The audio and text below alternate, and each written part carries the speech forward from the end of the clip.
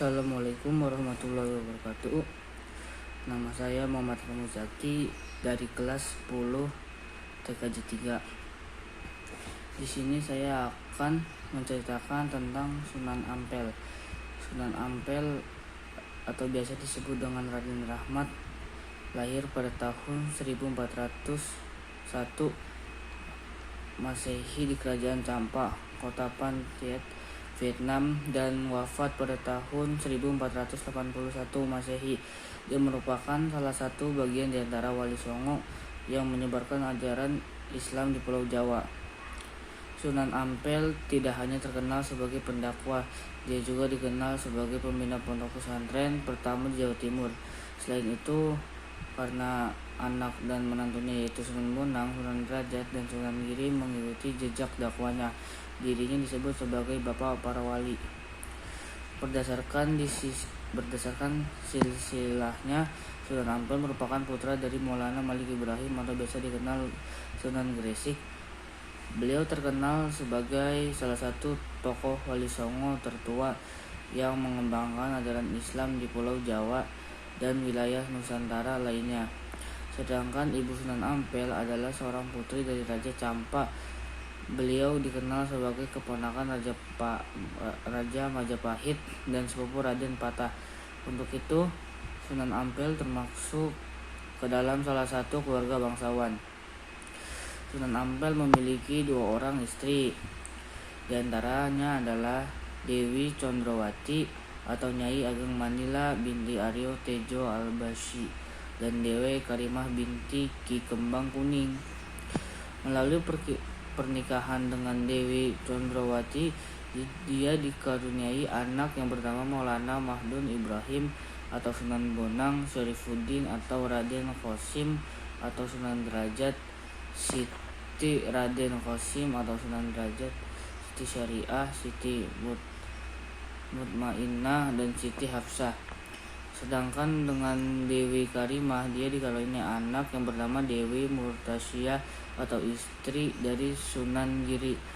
Dewi Murtasimah, Raden Husamuddin, Raden Zainal Abidin, Pangeran Tumapel, dan Raden Fakih.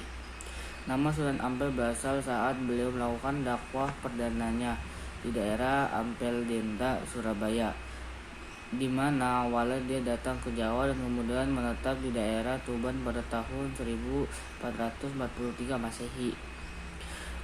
Menetap di Tuban bersamanya dengan saudara yaitu Ali Musada dan saudara sepupunya Raden Burereh. Tak lama mereka menemui bibinya Dewi Samitra Putri di Kerajaan Majapahit. Pasalnya kala itu Majapahit sudah mulai merasakan masa-masa suramnya karena para adipati dan pembesar kerajaan meninggalkan dan melupakan tugasnya lantaran hidup mewah. Situasi tersebut membuat kerajaan Majapahit menjadi berantakan sehingga Prabu Brawijaya mengundang Sunan Ampel untuk mengatasi permasalahan-permasalahan yang ada. Lantaran diberi kepercayaan, Sunan Ampel kemudian membangun masjid sebagai tempat beribadah dan dakwahnya. Selain itu, dia juga membangun pesantren di salah satu daerah yaitu Ampel Denta. Itulah awal sebagai Sunan Ampel. Strategi Sunan Ampel dalam berdakwah terkenal menggunakan cara yang cerdas. Pasalnya, dia mengubah nama Sungai Berantas menjadi Kalimas dan pelabuhan Jelangka Manik menjadi Tanjung Perak. Lantaran penasaran, orang-orang pun berbondong-bondong mendatangi lokasi.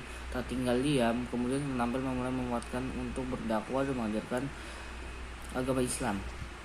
Dari situlah Sunan Ampel mulai berpikir bahwa sampai ke pelosok-pelosok negeri. Cara berdakwah Sunan Ampel yang terkenal hingga kini adalah Fasalah Mohlimo, yang artinya tidak mau melakukan 5 hal tercela. Di antaranya moh mabok, tidak mau minum minuman keras, khamar, dan sejenisnya. Moh main itu tidak mau main judi, togel, taruhan, dan sejenisnya. Dan selanjutnya ada moh madon, tidak mau berbuat zina, homo, lesbian, dan sejenisnya. 4. Moh madat, tidak mau memakai narkoba dan dan sejenisnya. Oke, yang terakhir ada moh maling, tidak mau mencuri, korupsi, merampok dan sejenisnya. Dengan demikian, selain fasalah di atas, Sunan Ampel selalu mendekati istilah Islam dengan menyesuaikan bahasa daerah setempat, sehingga apa yang diajarkan dapat diterima oleh masyarakat setempat. Oke, sekian dari saya. Mohon maaf kurang lebihnya. Wassalamualaikum warahmatullahi wabarakatuh.